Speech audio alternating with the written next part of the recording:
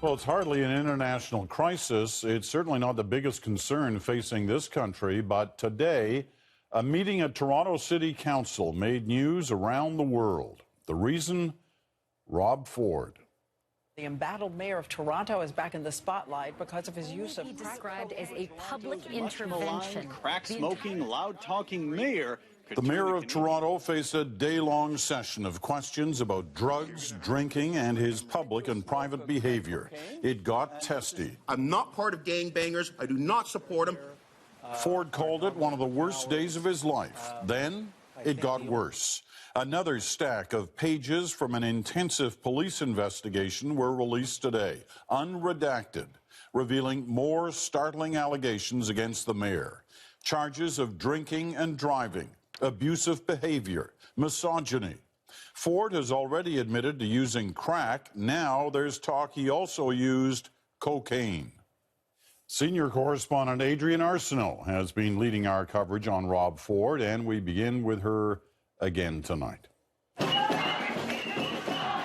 The pressure, the visual and verbal pressure, does not let up on Mayor Rob Ford. Hard to know which would have been the more unpleasant place for him today. Outside amongst fed-up citizens, or inside. You know what? Okay, thank you. Where in the council chamber he was caught up in a grilling with all the drama of an afternoon soap opera. Apologizing and Ford's "I have nothing left to hide" speech of last week ever so slightly altered today. I don't know. There might be like a coat hanger left in my closet. I don't know.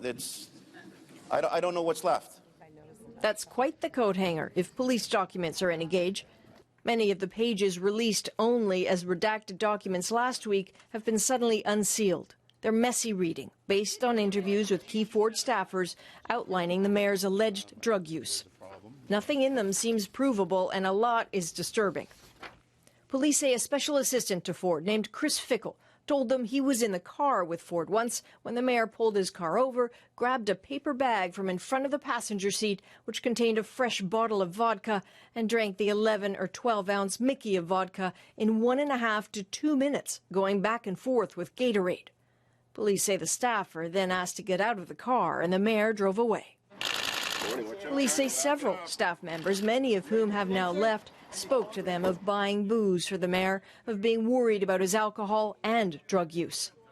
Back in that interview with Chris Fickle, police say he told them a high school football coach, Payman Abudallah, had complained that the mayor did a lot of cocaine, and that Abudallah and the mayor were asked to leave wherever they were because the mayor was really high on cocaine. It gets more complicated. Police say the same staffer told them that on St. Patrick's Day 2012, the night of the much-publicized drunken episode, that staffers and one of the mayor's friends and 2 females that may have been prostitutes came back to the office. The staffer goes on to say the mayor started crying uncontrollably, then assaulted 2 staff members and drove home. And it goes on. Remember the house described by police as a crack house, the one where the infamous photo was taken? A staffer named David Price, according to police, told them the house was used to make phone calls in the 2005 mayoral campaign, an ad hoc office. So chatter about drinking and driving, about drugs, about prostitutes, about a crack house being used as a campaign office of sorts. It's all a bit much. None of this is provable. None of it has led to any charges, but it's now all out there for everyone to see.